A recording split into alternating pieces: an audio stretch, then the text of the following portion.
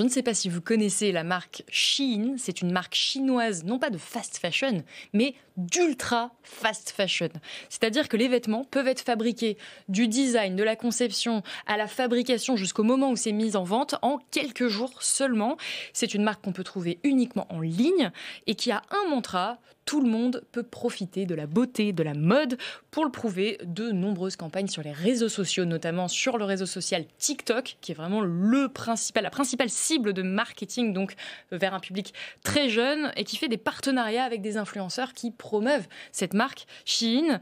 Et ça marche, puisqu'en 2020, l'entreprise a réalisé un chiffre d'affaires de plus de 10 milliards de dollars. Oui, et ça, c'était avant la pandémie, avec l'explosion du commerce en ligne.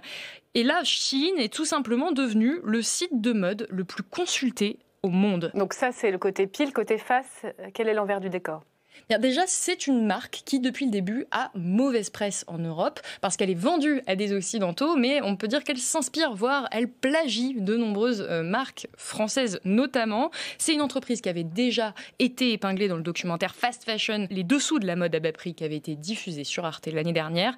Et ce qu'on découvre dans ce reportage du Monde, là, cette fois-ci, c'est que ces vêtements à très très bas coût, on parle de 14 dollars pour une robe en moyenne, sont pour la plupart fabriqués en Chine, mais pas dans des grands ateliers de sous-traitance comme ça peut être le cas pour la fast fashion traditionnelle en Europe. La Chine travaille avec plein de petits ateliers qui, chacun, emploie souvent moins de 100 ouvriers. Et c'est très pratique parce que les usines fabriquent en partie à la demande en fonction des commandes qui ont déjà été réalisées, et ce qui réduit les pertes dues au stock non écoulé.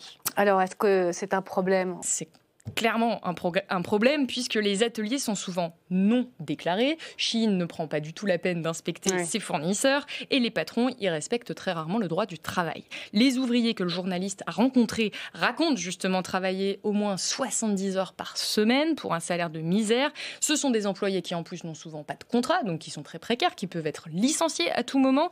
Et enfin, en plus d'être un désastre pour la propriété intellectuelle, un désastre en termes de droit du travail, Shein c'est aussi un désastre environnemental puisque les matières principalement utilisées comme le polyester sont composées de fibres de plastique, donc ce sont des matières polluantes, ce sont des vêtements de mauvaise qualité, donc on en achète beaucoup, on en jette beaucoup pour en racheter beaucoup. Enfin, c'est des vêtements qui sont envoyés aux quatre coins du monde, donc c'est un bilan carbone qui est extrêmement lourd.